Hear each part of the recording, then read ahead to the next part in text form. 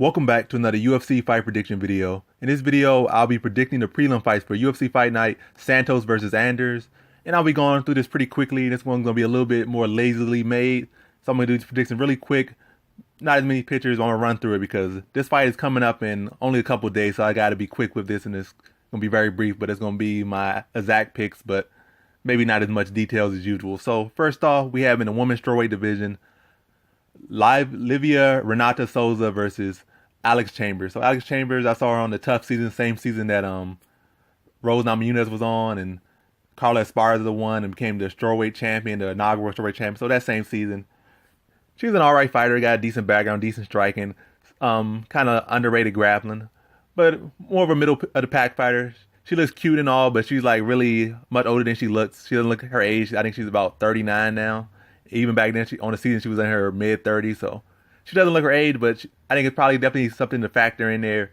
The versus Livia Renata Souza, somebody like almost 10 years her junior, been an Invicta champion, has, I think, a much more solid grappling. I might give Alex Chambers a slight striking advantage, but not by much, but I give Livia Renata Souza a much significant grappling advantage in this fight. I think she'll be able to control and dictate the pace of the fight, probably take her down, grapple her, get her back, get her rear naked choke in. And I said I'd beat around the second round. So in this fight, I got Livia Renata Souza via second round submission.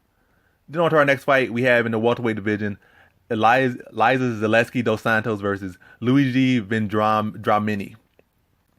Looked up Luigi Vendramini, didn't see much about him. Very young guy, 22, got a baby face.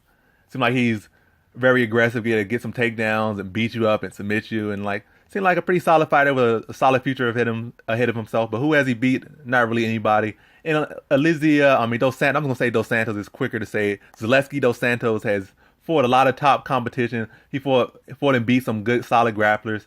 And Vendramini hasn't really fought anybody yet. He's a young guy. He's trying to get that experience in. So I haven't seen nothing from him, so I can't really go off anything just yet. So I'm going to go with Dos Santos in this one. I think he's fought grapplers, been able to work his way back to his feet, been able to defend takedowns, been able to use submissions to get back to his feet. So he knows how to deal with grapplers and heavy top pressure if he gets to that point. That ain't going to feed his level of striking just on a whole different level. He has some brutal muay, some fast snapping kicks, some good setups, a lot of power, high pace, and I think that's gonna be too much for the young kid. And I still see I'm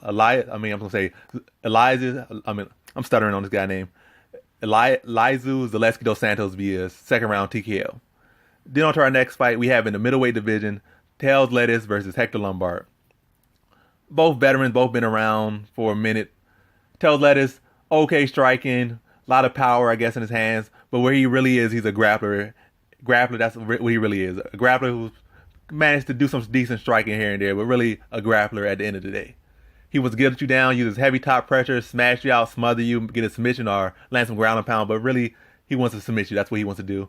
Versus Hector Lombard, solid striking, solid judo background, good hips, good grappling. I say Hector Lombard a much more complete fighter and a much more accomplished fighter. Tails Lettuce will have a significant height advantage, but everybody has a height advantage over Hector Lombard. And then Tails Lettuce, I think he will have a significant striking disadvantage, even with the range. And he doesn't really control range too well. He doesn't defend too well. As far as his striking defense isn't that great. He's all open to get hit a lot of times. Against somebody like Hector Lombard, that's not the smartest, especially when you're trying to dive at his hips for takedowns. And it's not like he does finesse type takedowns or a good technique. He kind of muscles his takedowns. And against somebody with Hector Lombard who has such good hips and has such a low center of gravity and has so much power, that's not his best strategy. He's gonna walk right into punches. And I see Hector Lombard just catching him and stopping him in the first round. So in this fight, I have Hector Lombard via first round TKO. Then on to our next fight, we have in the women's flyweight division, Mayra Bueno Silva versus Jillian Robertson. Jillian Robertson had a nice performance in her last fight versus Molly McCann, but thinking about it, Molly McCann, more so of a striker, not the most proven fighter. And her grappling looked like straight garbage in that fight, so maybe that's not the best tell of how good Jillian Robertson, and maybe it's kind of making her look out to be too good. Then versus Mayra Bueno Silva, who's fought actual grapplers and been able to dominate people with actual solid grappling and been in the more dominant grappling of grappler matchups.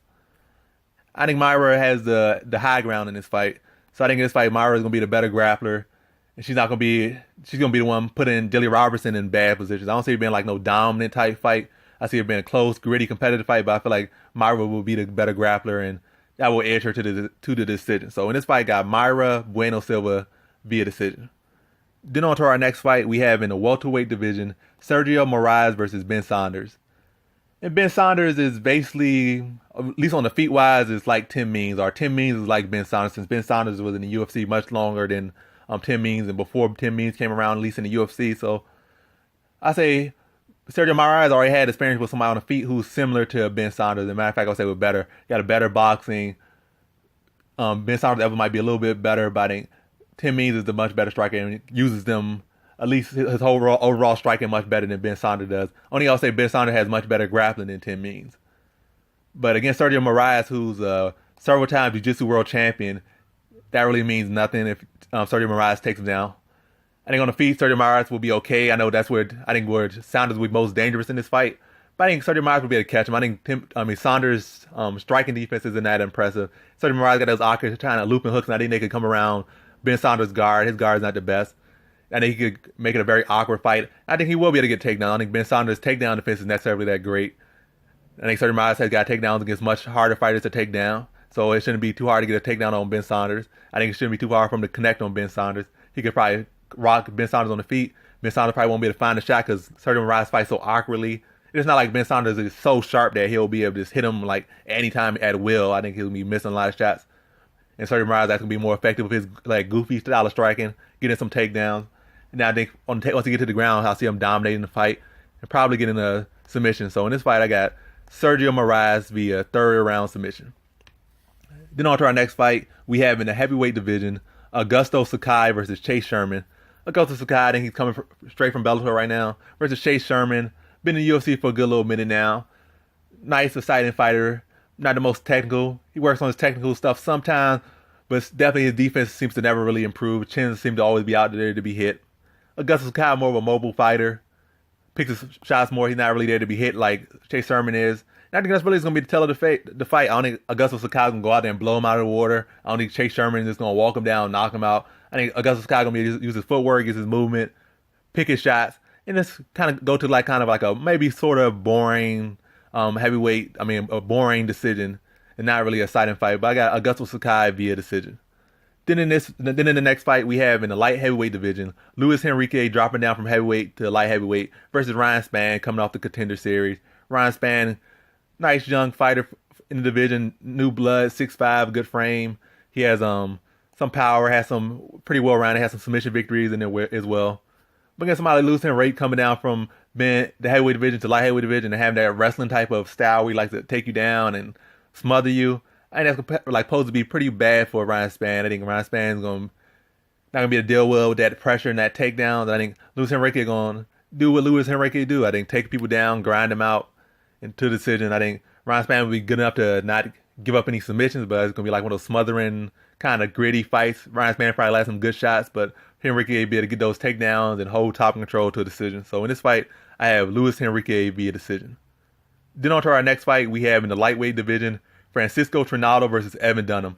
And I feel like I've seen this fight already a couple times, really. It don't seem like this is a fight that hasn't happened yet. Evan Dunham, solid striking, veteran, been around the game for a long time, decent grappling. Versus Francisco Trinaldo, okay grappling at times, powerhouse striker, Muay Thai champion, I believe.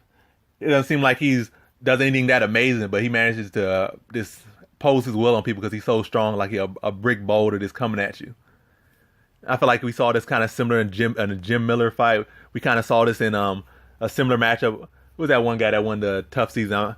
He beat Olivier Aubin-Mercier, the person who just beat Evan Dunham last. I'm trying to remember the name. I'm not going to remember the name, but it was a similar guy, like a well-rounded striker type guy, a lot of movement and decent enough grappling, well-rounded fighter versus Francisco Trinaldo, who seemed like almost kind of one-dimensional at times, but he manages to beat more well-rounded fighters. So Trinaldo already kind of fought fighters like this at least 3 times. Maybe not Evan Dunham, but still similar enough fighters. I feel like Evan Dunham, like, even though it seems like Evan Dunham has more tools, I feel like Trinaldo's going to be able to impose his will on him and pound him, beat him on the feet. And if he wants to, take him to the ground a bit, defend the submissions, kind of beat him up from the guard, and do what he did to similar fighters, just like Evan Dunham. Like I said, Evan Dunham's a different fighter, but I feel like I've seen the style matchup enough, and I feel like Trinaldo's going to come out and win this fight again. It's just going to be too much. And it also seems like Evan Dunham's definitely on a downtrend more than the uptrend. So In this fight, I got Francisco Trinaldo via decision.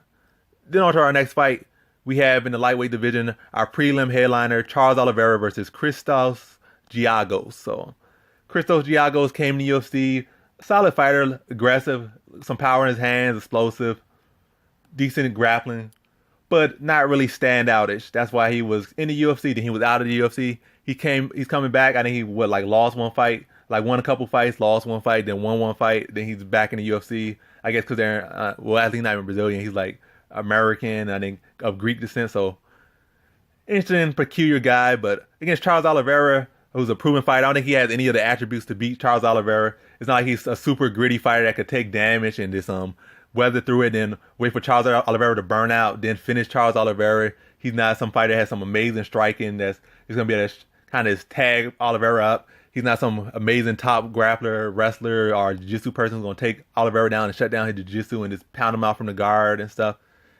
Or it's going to be some person like a Jim Miller or Don Cerrone did him. He's not none of those type of fighters. He's not a Max Holloway, not a Cub Swanson. He's not a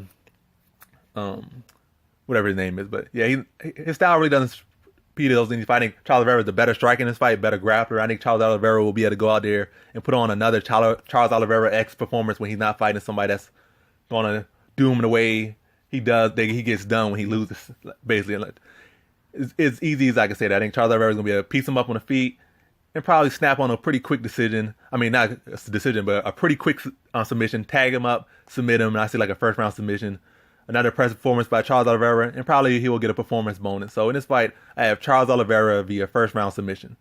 And that concludes my fight predictions for UFC Fight Night, Santos versus Anders, the prelims. Thanks for watching.